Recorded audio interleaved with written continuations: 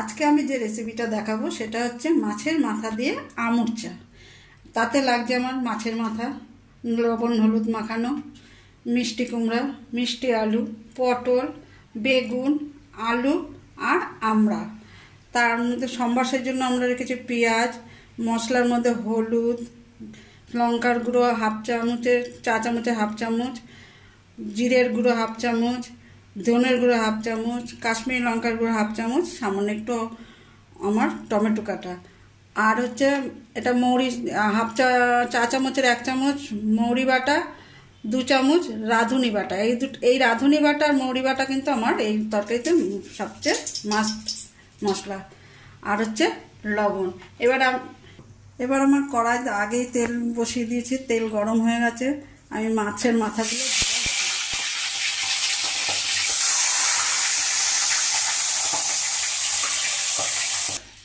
মাথা ভাজা হয়ে গেছে। এবার মাথাগুলো আমি নামিয়ে নিলাম।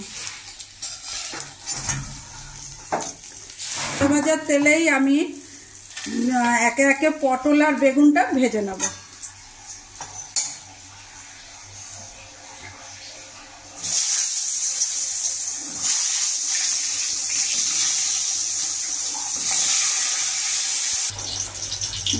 পটল বেগুন আমার ভাজা হয়ে গেছে।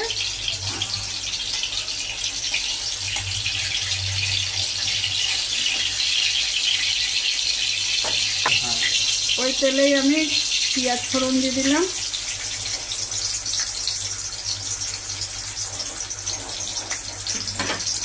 পেঁয়াজটা লাল করে ভেজে নিয়ে তারপরে আমি সবজিগুলো দেব।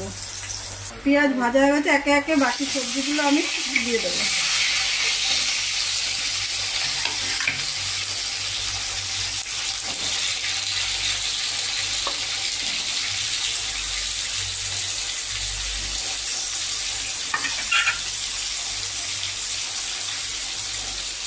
আন্দাজ মতন লবণ দিয়ে দিলাম।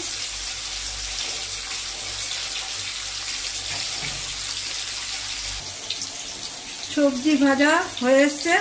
এটা আমি আদা রসুন পেঁয়াজ বাটাটা আমি দিয়ে দিলাম। দিয়ে দিলাম মৌরি বাটা, দিয়ে দিলাম রাঁধুনি বাটা,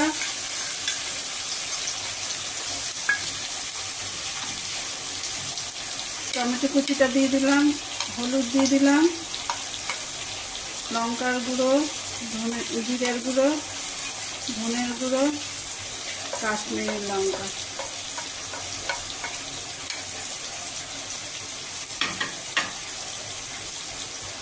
এবার আমি এটাকে একটু কষতে দেবো।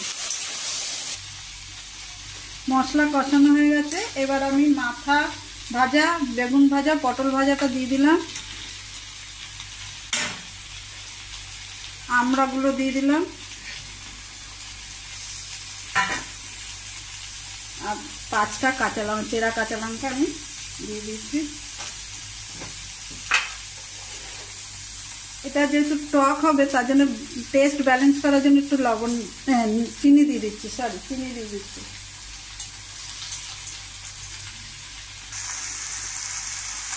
জল দিয়ে দিলাম।